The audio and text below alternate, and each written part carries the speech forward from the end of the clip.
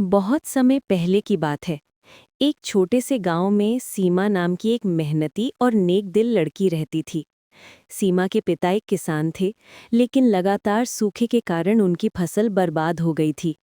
घर में गरीबी और निराशा का माहौल था।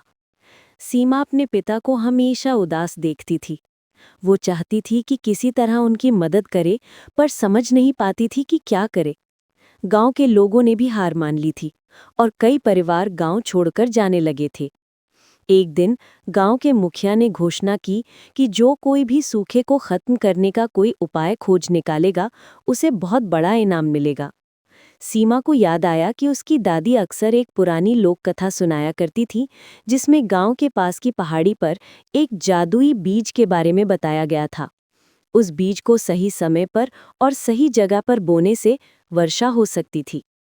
गांव वालों ने इस कहानी पर विश्वास नहीं किया और सीमा का मजाक उड़ाया, पर सीमा को अपनी दादी की बातों पर पूरा भरोसा था।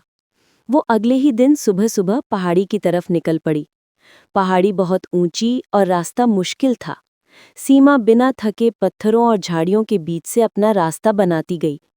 कई बार वो गिरी, पर हर बार उठी। अंत में एक पुरानी बरगद के पेड़ के नीचे उसे एक छोटा सा चमकता हुआ बीज मिला।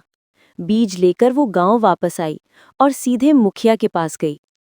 मुखिया ने उस बीज को देखा और हंसकर कहा, एक छोटा सा बीज, ये क्या कर सकता है? लेकिन सीमा ने हार नहीं मानी। उसने गांव वालों से विनती की, एक बार कोशिश तो करके देखिए, हमारे पास खोने को क्या है? अगर ये काम कर गया तो हमारे गांव की जान बच जाएगी। आखिरकार सीमा के दृढ़ विश्वास को देखकर मुखिया और कुछ गांव वाले मान गए। उन्होंने मिलकर बीज को पहाड़ी की सबसे ऊंची चोटी पर, जहां पानी का एक छोटा सा सूखा हुआ नाला था, बो दिया। कुछ दिन बीत गए, कुछ नहीं हुआ।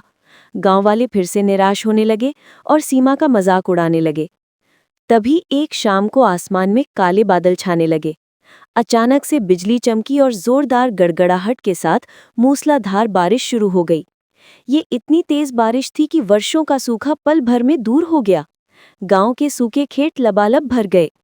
गांव वालों की आंखों में खुशी के आंसू थे। वे दौड़कर सीमा के पास आए और उसे गले लगा लिया। उस दिन से सीमा पूरे गांव के लिए आशा की किरण बन गई।